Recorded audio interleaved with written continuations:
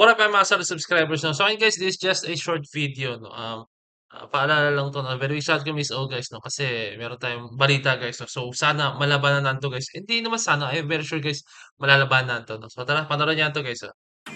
SB19 is at risk of losing in the quarterfinals of Billboard Fan Army Face Off 2025.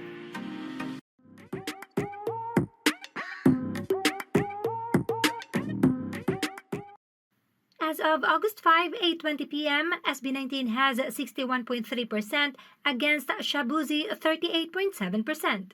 And this is concerning na dapat na nating bigyang pansin bago pa tayo maungusan ng kalaban. FYI, based on this tweet, some fandoms are uniting to defeat SB19. At andyan pa ang mga fandom na wala naman sa listahan pero bumuboto sa kalaban dahil ayaw nilang manalo tayo, lalo na't we are the only Asian amongst the remaining participants.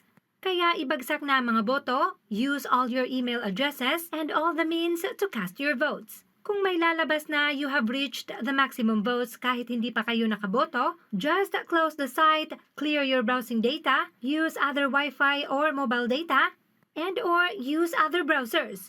Whatever means necessary, basta lamang makaboto. The quarterfinals will end on August 11, 12 noon Eastern Time, Lapit na. kaya ibomba nyo na, widen the gap. So yun guys 'no, isang malupit na paalala yun galing kay Miss O 'no guys 'no. Siyempre sa lahat po ng mga 18 'no. Kasi guys, hindi gano'n ano yan, hindi gano'n kadali yan maniwala kayo sa'kin. Isang pikit niyo lang, isang ano lang yan guys, maniwala kayo sa'kin, mabilis makalapit ang lamang guys 'no. Lalong-lalo na 'pag may mga ganyan talagang mga utak talaga nila is gusto nilang pabagsakin yung tao, gusto nilang pabagsakin ng isang yan, ito SB19, isang grupo na sobrang successful po talaga 'no.